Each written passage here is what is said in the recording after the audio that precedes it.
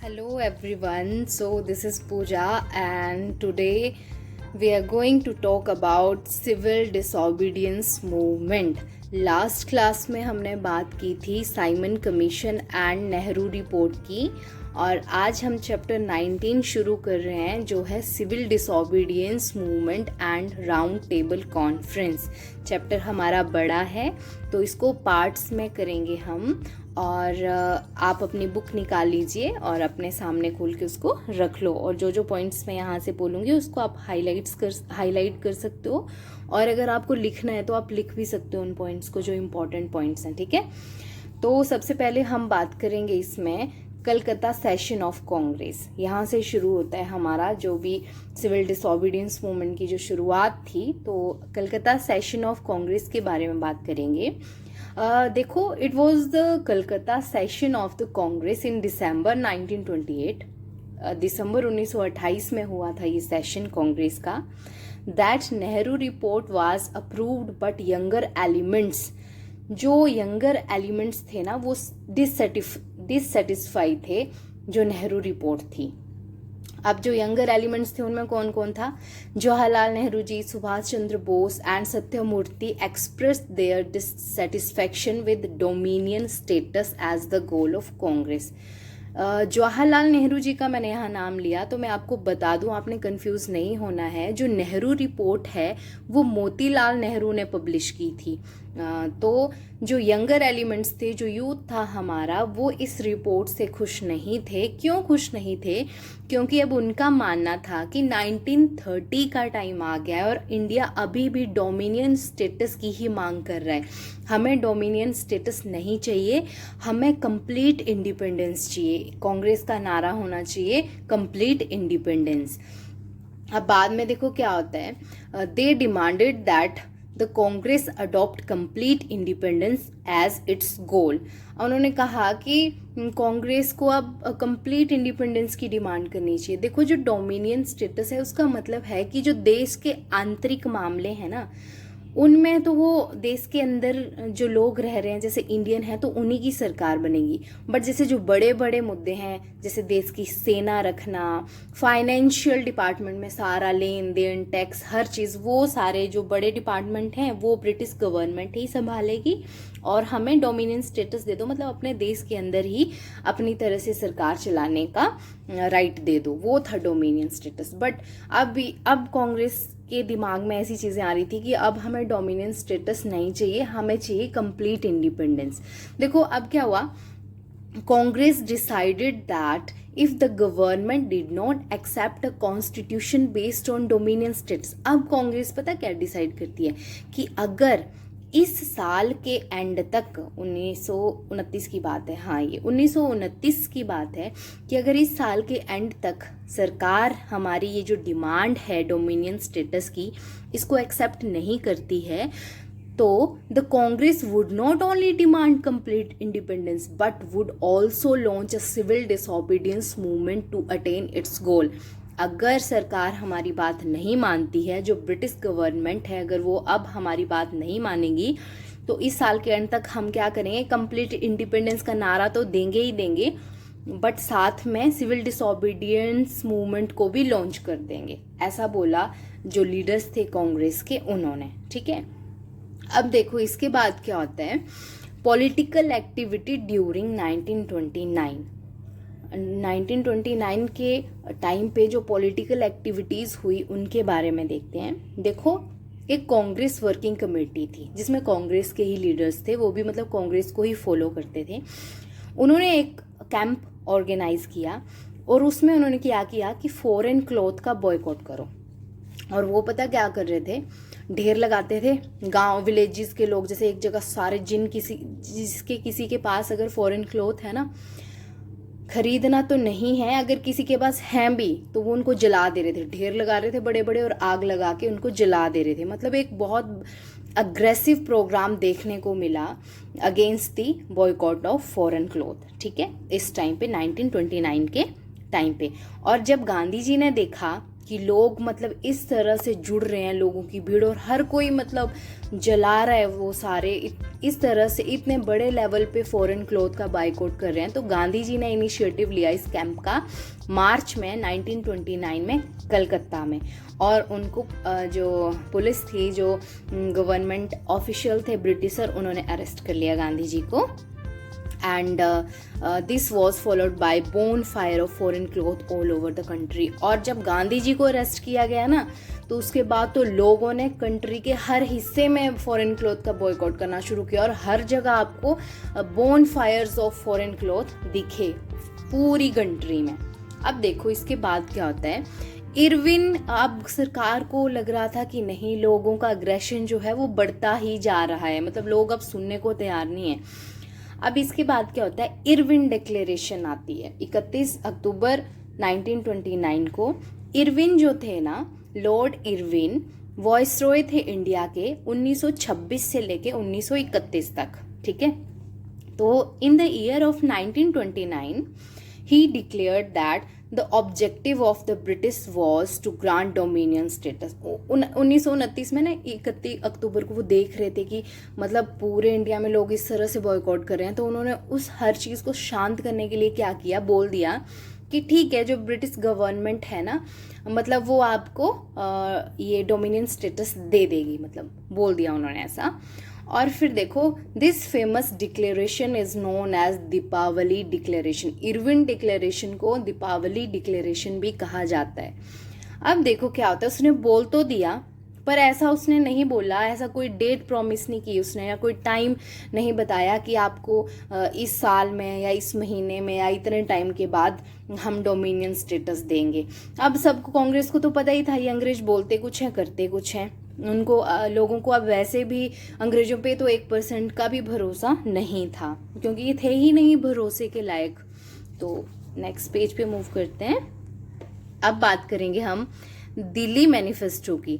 Delhi manifesto में क्या हुआ, देखो दिल्ली मैनिफेस्टो में क्या हुआ, ये बात है, ये जो दिल्ली मैनिफेस्टो है ये जारी हुआ 2 नवंबर 1929 को, और ये गांधी जी की स्टेटमेंट थी। इसमें गांधी जी ने कहा कि मतलब जो इन्होंने, गांधी जी ने 2-3 पॉइंट दिए कि जो इरविन था वो बोल रहा था गांधी जी को कि आप राउंड टेबल कॉन्फ्रेंस में पार्टिसिपेट करो। इनकी चाल थी अंग्रेजों की कुछ कि वहाँ गांधी जी को मैनिपुलेट कर लेंगे, और ये जो डोमिनियन स्टेटस कर रहे हैं ये, फिर इससे ये मतलब अगर गांधी जी को हमने कर लिया, अपनी बातों में बहका लिया, तो फिर ये सारे लोग शांत हो जाएंगे। तो गांधी जी ने एक मैनिफेस्टो जारी किया, और इस मैनिफेस्टो में कहा गया कि गांधी जी ने पूछा कि जो राउंड टेबल कॉन्फ्रेंस है ना, उसमें इंडियन नेशनल कांग्रेस बात करेगी कि आप हमें डोमिनियन स्टेटस दे रहे हो या नहीं। और जो सेकंड पॉइंट था कि Congress should have majority representation at the conference, जो कॉन्फ्रेंस होगी उसमें कांग्रेस की मेजॉरिटी होनी चाहिए। और जो थर्ड पॉइंट था कि इसमें बात करेंगे वो जो पॉलिटिकल प्रिजनर थे उनके बारे में बात करनी थी उन्होंने, ठीक है। बट पता क्या हुआ, जब गांधी जी ने ये दिल्ली मैनिफेस्टो दिया तो इरविन ने डायरेक्ट ही बोल दिया कि आपको कोई डोमिनियन स्टेटस नहीं दिया जा रहा है। कि पहले तो इरविन ने कहा था कि आप राउंड टेबल कॉन्फ्रेंस में पार्टिसिपेट करो, आपको डोमिनियन स्टेटस दे दिया जाएगा। बाद में वो मुखर गया, उसने मुंह पे ही बोल दिया गांधी जी को कि आपको कोई डोमिनियन स्टेटस नहीं दिया जा रहा है, और ये जो राउंड टेबल कॉन्फ्रेंस है इसमें डिस्कशन करेंगे कि आपको कब डोमिनियन स्टेटस देना है।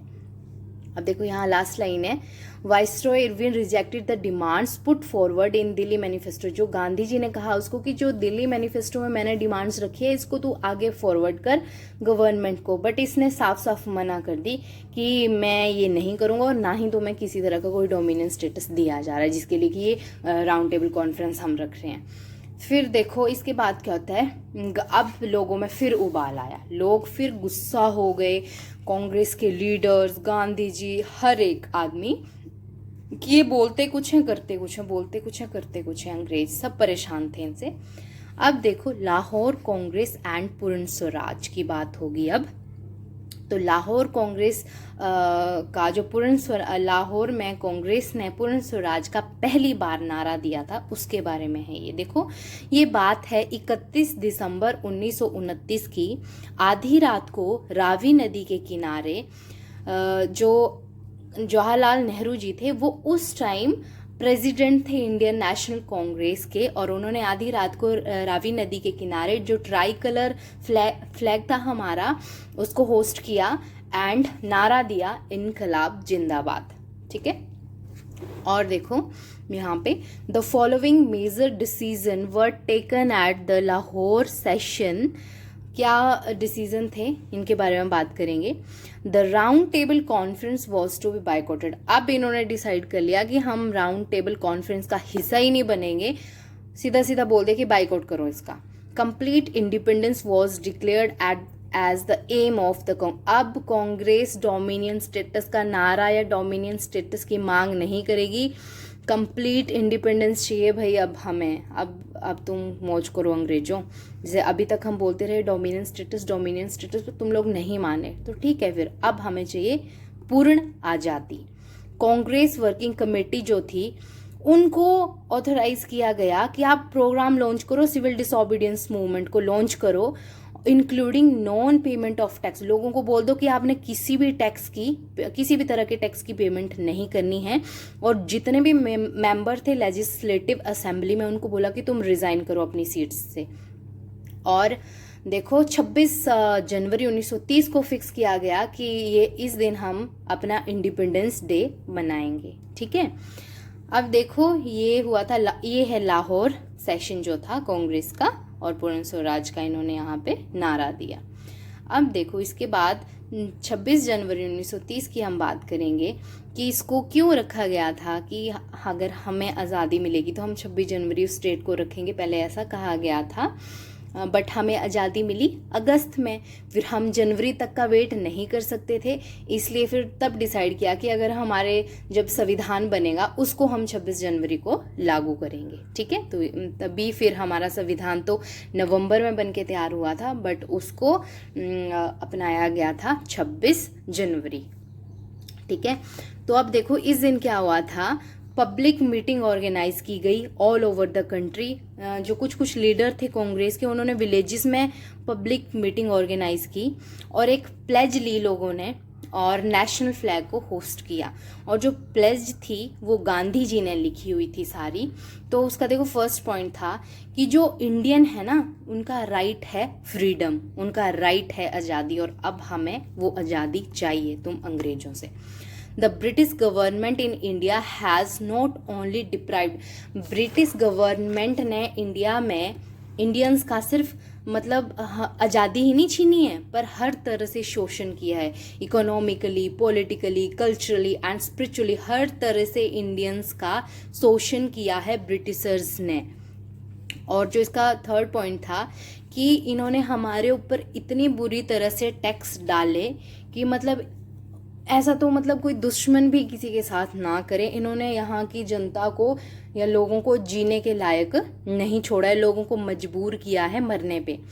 और ये पॉइंट था, नेक्स्ट पॉइंट था, no real political powers are given. कोई इन्होंने रियल पॉलिटिकल पावर नहीं दी, लोगों खुद ही प्रोटेस्ट कर रहे थे अपने ही तरीके से। इन्होंने कोई पॉलिटिकल राइट्स या पावर्स नहीं दी थी इंडिया में। Culturally the system of education has torn us from our moorings. इन्होंने क्या किया, जो हमारा पढ़ाई करने का, जो हमारा एजुकेशन का एक तरीका था, वो सारा इन्होंने टर्न करके रख दिया। क्योंकि इंडिया में जैसे लोग रहते हैं, डिफरेंट लैंग्वेजेस लोग बोलते हैं, वो सब इन्होंने हर चीज़ ख़त्म कर दी और इन्होंने यहाँ आके इंग्लिश पढ़ाना शुरू कर दिया। अब देखो स्पिरिचुअली हर तरह से मतलब इन्होंने हमारा शोषण किया। और अब we will prepare for complete independence. हम अब पूरी तरह से तैयार हैं कंप्लीट इंडिपेंडेंस के लिए, और अब हमें इनसे आज़ादी चाहिए। We will carry out the Congress instruction for purpose of establishing Purna Swaraj. ऐसी प्लेज ली गई और इसमें हर एक पॉइंट जो लिखा गया था वो गांधी जी ने लिखा था। लोगों में हर विलेजेस में ये प्लेज ली गई और नेशनल फ्लैग को होस्ट किया गया। तो इस क्लास में हम इतना ही कवर करेंगे। और नेक्स्ट क्लास में हम शुरू करेंगे फिर civil disobedience movement and the salt satyagraha. ठीक है, तो आज के लिए इतना ही। तब तक के लिए आप इसको रिवाइज कीजिए, कोई चीज़ समझ में ना आए तो वो आप कमेंट कर देना, और तब तक के लिए फिर ठीक है। Thank you very much. जय हिंद।